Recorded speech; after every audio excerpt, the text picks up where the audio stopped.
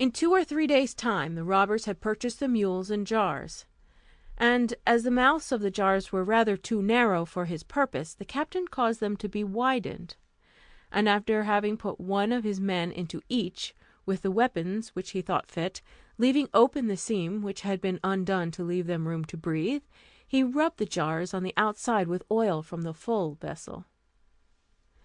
Things being thus prepared, when the 19 mules were loaded with 37 robbers and jars, and the jar of oil, the captain, as their driver, set out with them, and reached the town by the dusk of the evening, as he had intended. He led them through the streets till he came to Ali Baba's, at whose door he designed to have knocked, but was prevented by his sitting there after supper to take a little fresh air. He stopped his mules, addressed himself to him, and said, "I have brought some oil a great way to sell at tomorrow's market, and it is now so late that I do not know where to lodge. If I should not be troublesome to you, do me the favour to let me pass the night with you, and I shall be very much obliged by your hospitality." Though Ali Baba had seen the captain of the robbers in the forest, and had heard him speak, it was impossible to know him in the disguise of an oil merchant.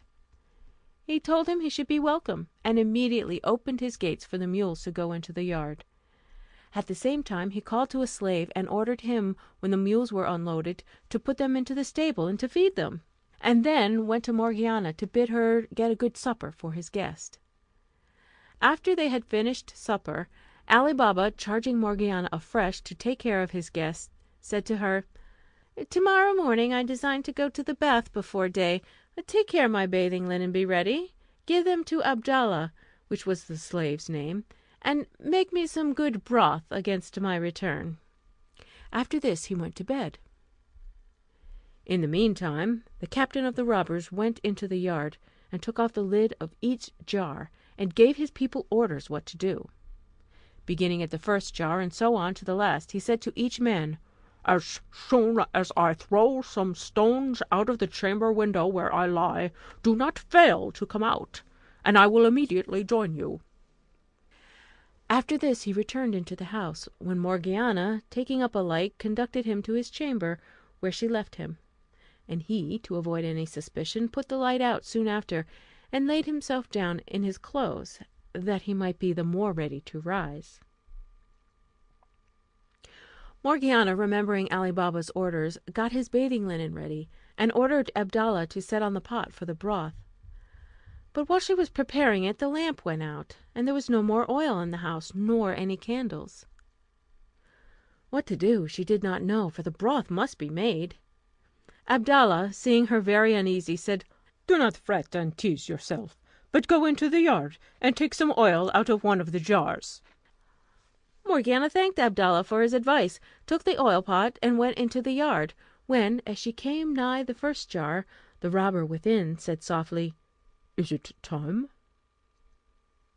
Though naturally much surprised at finding a man in the jar instead of the oil she wanted, she immediately felt the importance of keeping silence, as Ali Baba, his family, and herself were in great danger, and collecting herself, without showing the least emotion, she answered, "Not yet, but presently." She went quietly in this manner to all the jars, giving the same answer till she came to the jar of oil. By this means Morgiana found that her master Ali Baba had admitted 38 robbers into his house, and that this pretended oil merchant was their captain.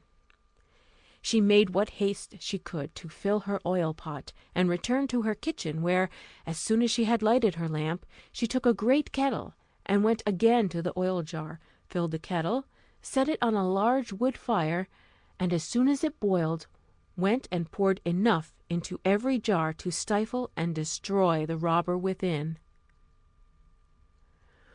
When this action, worthy of the courage of Morgiana, was executed without any noise, as she had projected, she returned into the kitchen with an empty kettle, and having put out the great fire she had made to boil the oil, and leaving just enough to make the broth, put out the lamp also, and remained silent, resolving not to go to rest till she had observed what might follow through a window of the kitchen, which opened into the yard. She had not waited long before the captain of the robbers got up, opened the window, and finding no light, and hearing no noise, or any one stirring in the house, gave the appointed signal by throwing little stones, several of which hit the jars, as he doubted not by the sound they gave.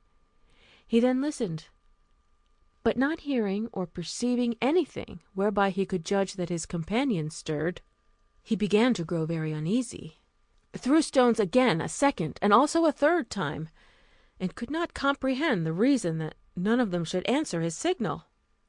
Much alarmed, he went softly down into the yard, and going to the first jar, while asking the robber, whom he thought alive, if he was in readiness, smelt the hot boiled oil, which sent forth a steam out of the jar.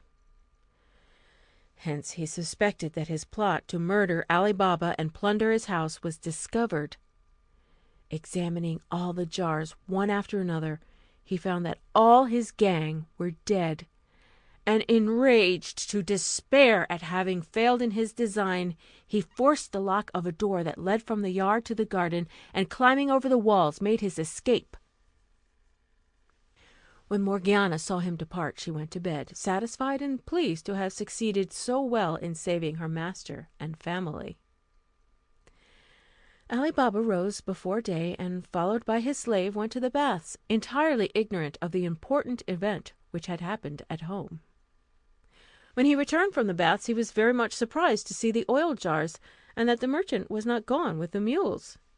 He asked Morgiana, who opened the door, the reason of it.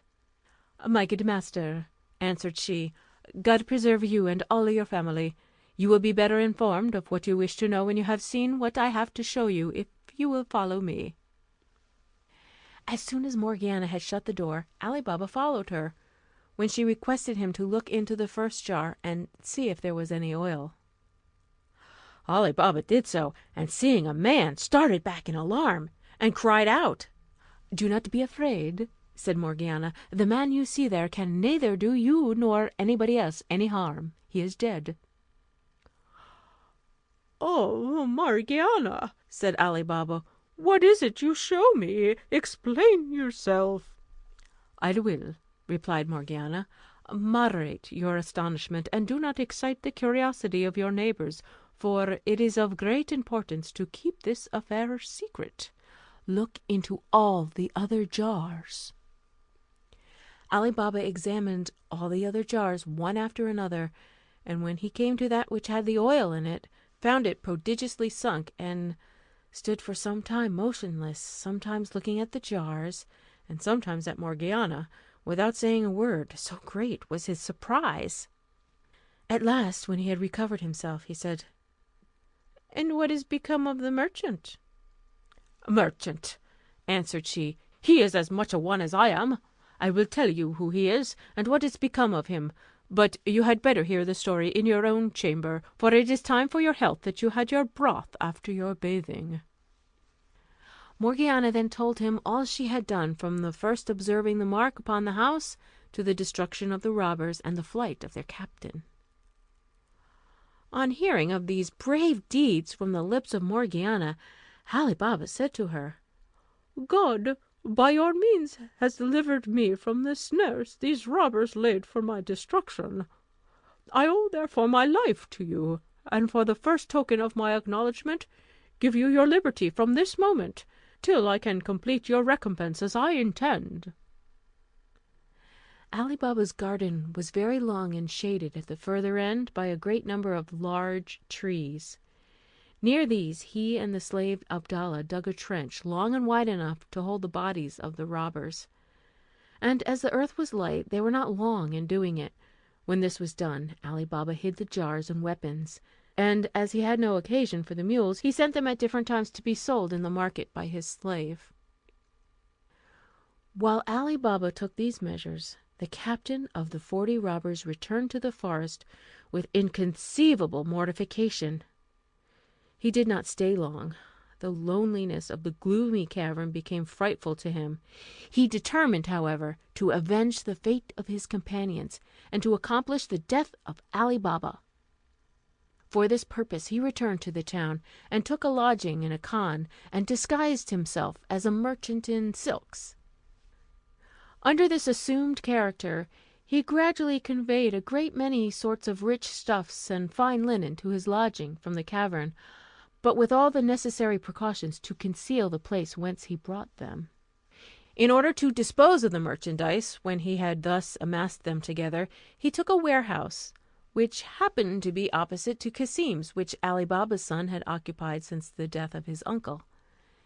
He took the name of Cogia Houssain, and, as a newcomer, was, according to custom, extremely civil and complaisant to all the merchants, his neighbours. Ali Baba's son was from his vicinity one of the first to converse with Cogia Houssain, who strove to cultivate his friendship more particularly. 2 or 3 days after he was settled, Ali Baba came to see his son, and the captain of the robbers recognized him at once, and soon learned from his son who he was. After this he increased his assiduities, caressed him in the most engaging manner, made him some small presents, and often asked him to dine and sup